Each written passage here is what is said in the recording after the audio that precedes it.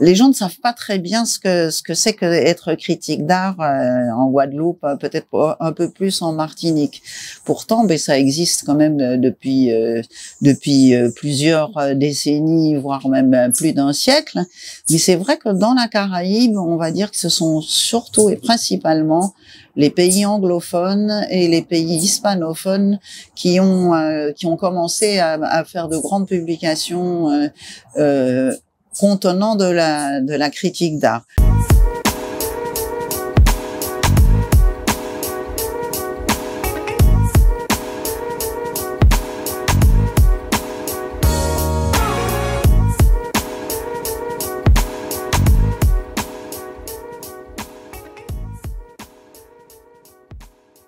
Ça aussi, c'est lié à d'autres raisons et pas des moins importantes.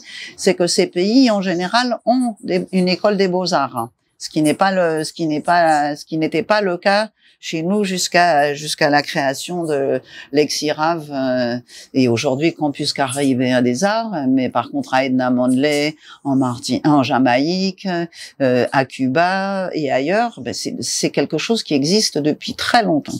Chez nous, la critique d'art, on va dire que ça remonte aux années peut-être 70, 80, 90. Ça a été initié aussi parce qu'il y avait des grands mouvements aussi bien d'artistes ou des groupes d'artistes chez nous. Mais effectivement, il y a plusieurs générations de critiques aussi. Il y a ceux qui vivent sur le territoire, il y a ceux qui sont en France ou aux États-Unis. Je pense à Claire Tancon pour les Nuits Blanches, comme tu disais, Chris Cyril, la jeune génération et qui travaille aussi par rapport à Sciences Po. Tous mes camarades critiques d'art du CEREAP, de l'AICA. Mais chez nous, voilà, c'est quelque chose qui gagne à être plus développé, qui gagne peut-être aussi à faire partie d'un module dans l'enseignement dans les écoles d'art. Qu'est-ce que c'est que de la critique d'art? Qu'est-ce que ça apporte à l'artiste? Et inversement, le critique aussi a besoin de mieux connaître l'artiste, de pouvoir des fois aller beaucoup plus souvent dans les ateliers, de faire des brainstorming avec les artistes, parce que ça nourrit les deux.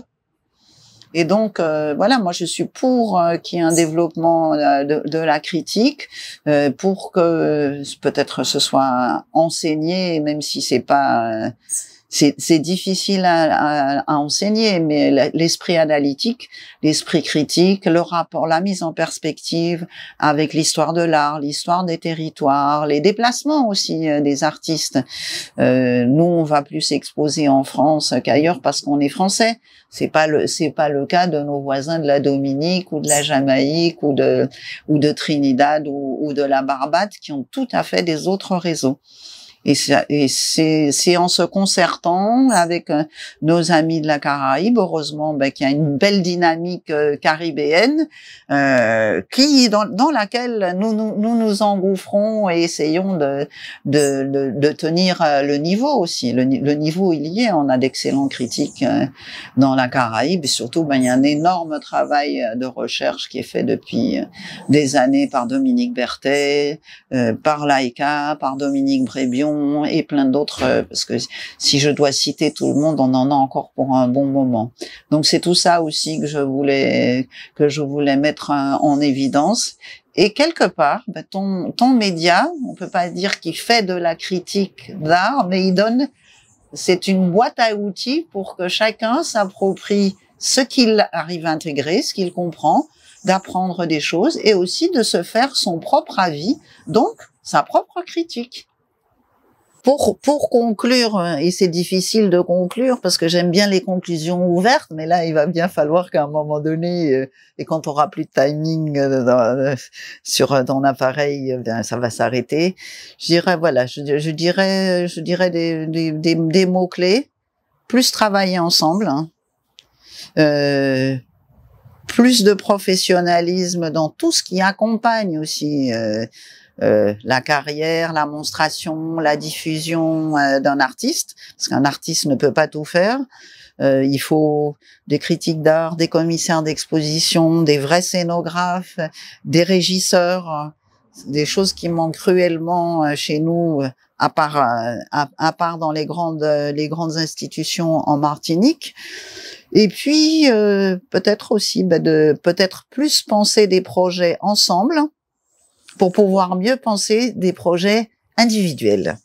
Parce que je pense que on gagne en force, hein, en puissance, en reconnaissance, en potentialité aussi de toucher des potentiels financeurs, puisque l'étroitesse du territoire fait aussi que les collectivités, le ministère de la Culture ne suffisent pas aujourd'hui à produire de grandes expositions.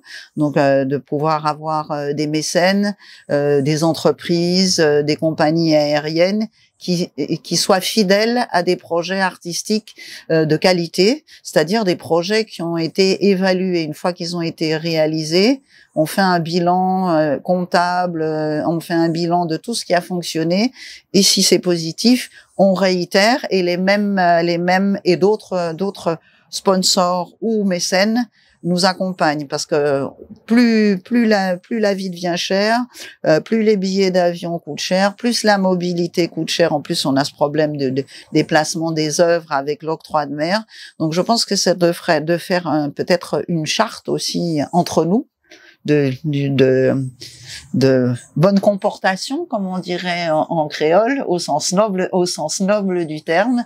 Parce que la politesse et la sagesse et le bon travail mis ensemble, ça fait un cocktail de réussite.